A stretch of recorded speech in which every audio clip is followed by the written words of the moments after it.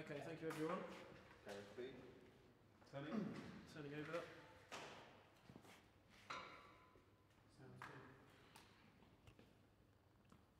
Okay, this is one take one.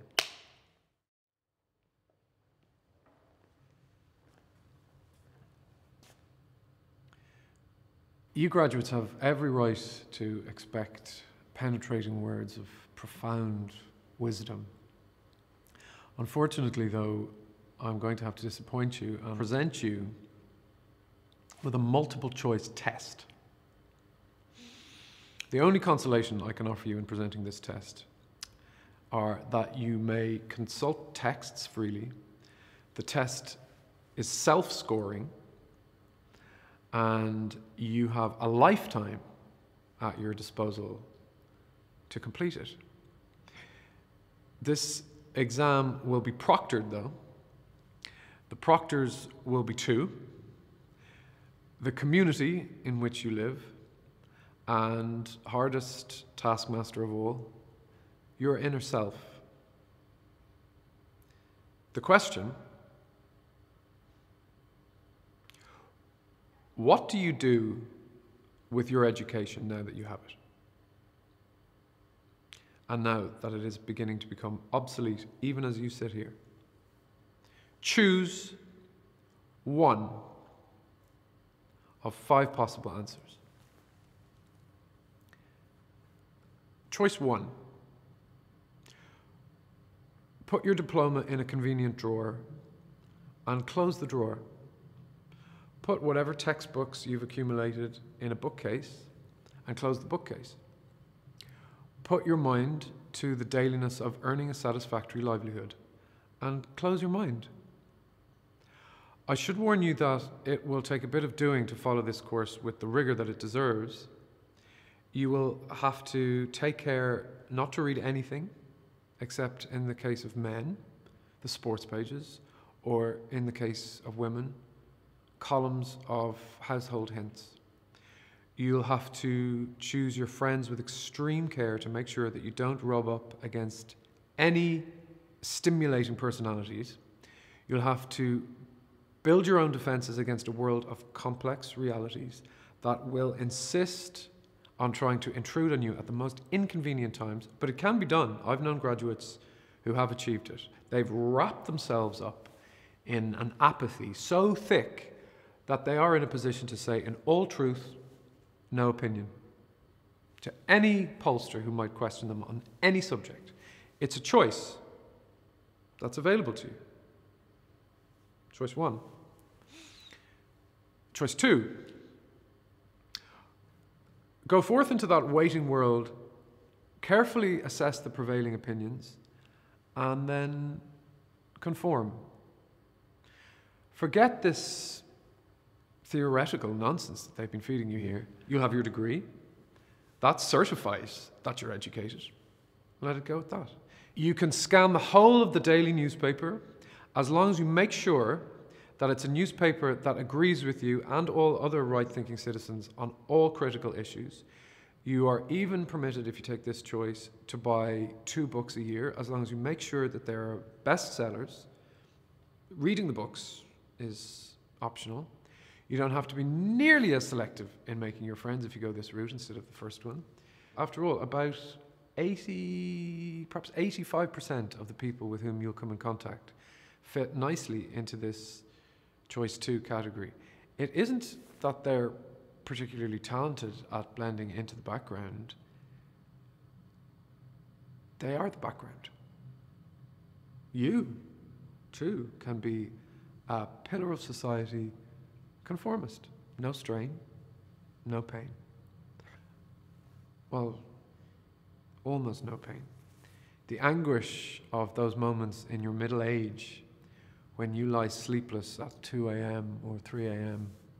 and wonder whatever happened to all your bright ambitions. That anguish and those moments don't count too much. Most of the time, you can be comfortable with choice 2. And who could ask for more than that?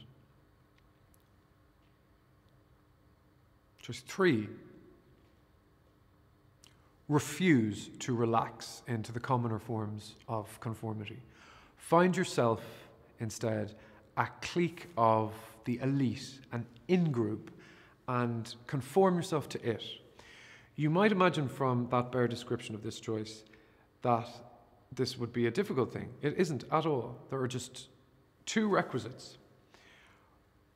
First, you must have a speciality of your own, some field, or better, part of a field in which you're expert. It might be something in the arts, music before Vivaldi, or the epic poetry of Afghanistan. On the whole, though, it's better if your speciality is a little more practical, intellectual, but money-making. Then to the speciality, whatever it is, you add a dedication to everything that is advance-guard and an amused contempt for everything else that isn't.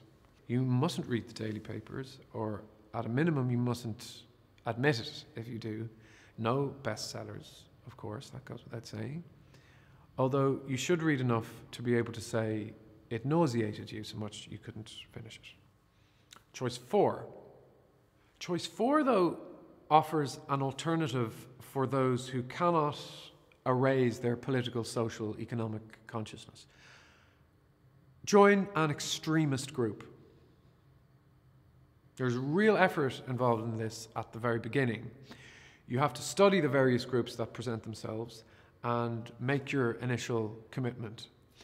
The beauty of this choice, though, is that once you've made it, you can turn off your thinking and let yourself be carried by the forward surge of what is obviously a significant movement. Say you link yourself to the far right. Your enemies are immediately identified for you. They're all the people who don't agree with you. You know immediately what to oppose: income taxes, aid to foreign nations, movements for mental health, and any squeamishness about dropping nuclear bombs at will or whim. Say you link yourself to the far left. Your enemies are immediately identified for you. They're all the people who don't agree with you. You know immediately what to oppose: all business corporations, no exceptions, all deviationists, all revisionists, all efforts to help established governments resist communist revolt. And then finally, there's choice 5.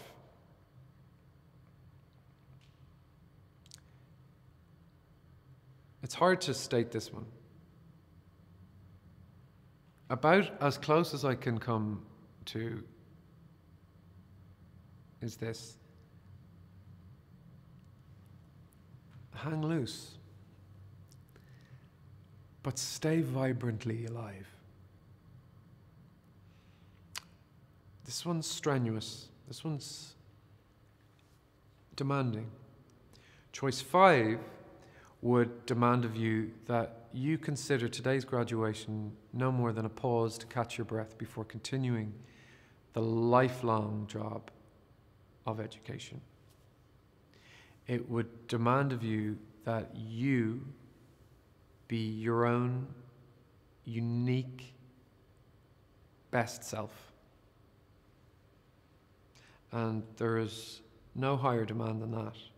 Choice 5 entails wide-ranging reading and deep probing thought.